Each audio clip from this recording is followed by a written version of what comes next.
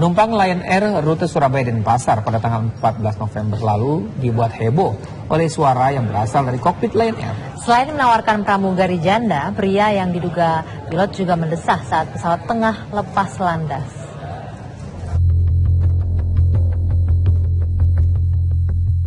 Penerbangan Lion Air JT990 rute Surabaya Denpasar pada tanggal 14 November lalu membuat heboh lebih dari 100 penumpangnya. Salah satu penumpang tersebut adalah Lambertus Mainkom. Kehebohan bermula saat penumpang memasuki pesawat yang mengalami delay lebih dari 2 jam. Para penumpang mendengar suara dari penggeras suara yang diduga berasal dari kokpit pesawat. Ini pramugari kami berwajah yang ditinggal suami dan gagal dari pernikahan pertama, berwajah cantik, berhidung pesek. Pokoknya berulang macam itu, terus ya dibilang ada yang tertarik gitu. Suara tersebut membuat para penumpang merasa heran. Namun kehebohan belum juga berakhir. Saat pesawat hendak terbang landas, terdengar keanehan lagi. Itu dari keadaan mau take off. Nah tiba-tiba terdengar suara tuh seperti sini dong, manggil-manggil gitu lewat mikrofon cabin. Kesini dong, sini dong. Terus ada suara yang nggak jelas gitu, yang bisik-bisik gitu. Suara tersebut sontak membuat para penumpang gaduh dan sebagian, termasuk Lambertus, merasa khawatir. Terus lampu diterangkan, kita bisa lihat orang-orang saling berpandangan dan sedikit ketakutan. Karena jujur aja, saya dalam pesawat sangat takut. Mulai start dia bisik-bisik itu dalam kondisi pesawat gelap, mungkin ada yang berpikiran itu kayak horor atau berpikiran ada yang sesuatu yang tidak beres. Tapi yang pasti saya merasa ketakutan. Saya merasa nih pilot sehat gak gitu loh. Kata-kata di otak saya pertama ini pilot sehat atau tidak gitu. Baru berlanjut lagi, berkembang lagi, apakah dia sedang mabuk gitu kan. Bahkan berkembang lagi, apakah mungkin dia lebih parah daripada itu gitu. Setelah pesawat mendarat di Bali, sebagian penumpang berusaha menemui pilot namun ditolak. Petugas Lion Air di Bandara Ngurah Rai juga menolak untuk memberikan penjelasan. Hingga kini, apa yang menyebabkan munculnya desahan di kokpit Lion Air tersebut belum terungkap. Dari Denpasar, Bali, Adi Gunawan, TV One mengabarkan.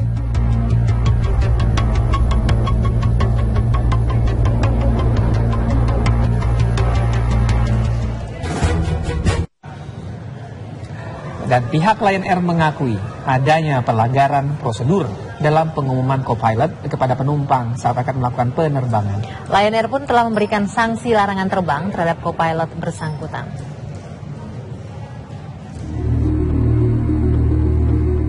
Lion Air segera melakukan investigasi internal setelah menerima laporan dari salah seorang penumpang mengenai ulah krunya yang diduga melakukan tindakan tidak pantas melalui pengeras suara saat akan menerbangkan pesawat tujuan Surabaya Denpasar 14 November lalu. Melalui rilisnya, Lion Air menyatakan hal tersebut berasal dari nada bicara co-pilot yang memang tersengal-sengal. Suara makin terdengar jelas lantaran posisi mikrofon yang berdekatan dengan bibir co-pilot. Sementara itu, pelanggaran prosedur yang diakui oleh Lion Air adalah pengumuman oleh co-pilot berupa ucapan selamat ulang tahun kepada salah satu awak kabin. Namun Lion Air menegaskan bahwa co-pilot tidak dalam keadaan mabuk ataupun pengaruh narkoba. Atas pelanggaran prosedur itu, maka Lion Air telah memberikan sanksi berupa hukuman tidak boleh terbang sementara waktu kepada co-pilot yang bersangkutan. Dari Jakarta, tim TV One mengabarkan. Sementara itu, pengamat penerbangan Alvin Lee menilai insiden suara desahan di kokpit pesawat Lion Air JT990 rute Surabaya Denpasar pada 14 November lalu sudah melanggar etik penerbangan. Alvin juga memperingatkan agar awak kabin tidak bermain-main saat bertugas. Peristiwa ini satu masalah etika dan dua masalah tidak sensitif terhadap kondisi kejiwaan penumpang. Dan ketiga mungkin juga situasi itu juga berpengaruh. Pesawat ini udah kena delay, penumpang mungkin pada waktu masuk pesawat juga udah gusar dan sebagainya. Ketambahan ini jadi pemicu lagi. Gitu. Ini juga memberikan sebagai peringatan kepada semua maskapai, semua awak pesawat baik itu penerbang maupun awak kabin bahwa penerbangan ini bukan tempatnya untuk main-main ya. Penumpang pun juga sama gitu. Kita nggak boleh main-main selama penerbangan, dan masalah etika, masalah kondisi kejiwaan perlu terus diperhatikan. Sementara para penumpang mendukung upaya pelaporan kepada pilot atau co-pilot yang dianggap melanggar etika. Selain itu, perilaku tidak beretika dapat merusak profesionalitas kerja dan maskapai. Ya, kalau tidak dilaporkan itu akan berlanjut terus, karena nggak ada ininya, nggak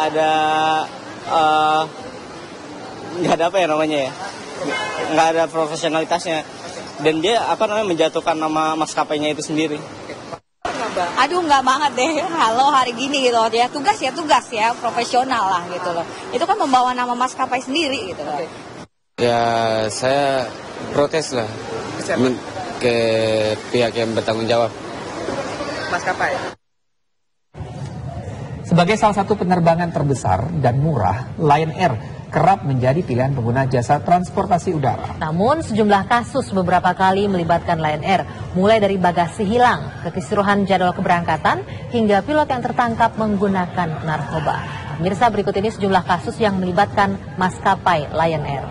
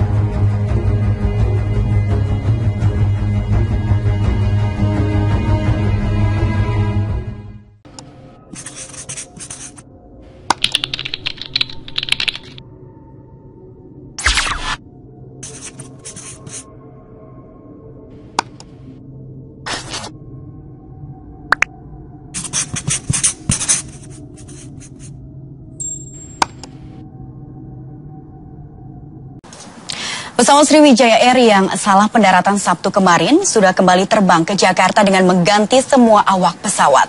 Meski para penyelidik KNKT masih belum memastikan penyebab salah lokasi pendaratan, PT Angkasa Pura yakin tidak ada masalah dengan menara pengendali karena pesawat lainnya tetap mendarat sesuai tujuan.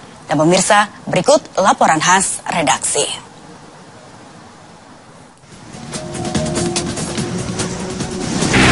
Setelah menjalani pemeriksaan oleh tim investigasi Komite Nasional Keselamatan Transportasi dan Pergantian Awak, akhirnya pesawat Sriwijaya Air diterbangkan kembali ke Bandara Soekarno-Hatta, Tangerang, Banten.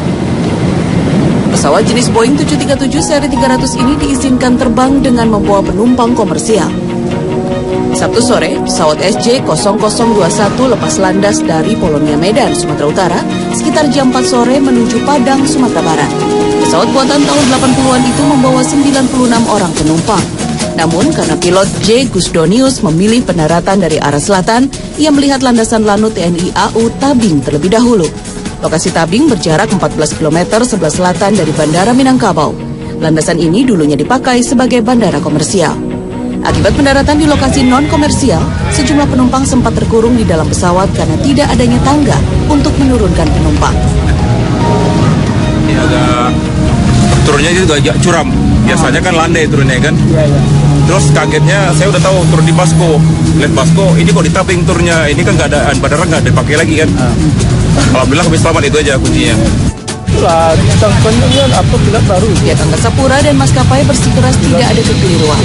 Pilot sendiri sudah dipandu petugas Menara Pengendali Lalu Lintas Udara atau ATC Bandara Minangkabau Internasional. Pesawat lancar seperti biasa, tidak ada masalah apa-apa. Ya. Kami juga sedang menggali juga. Ya.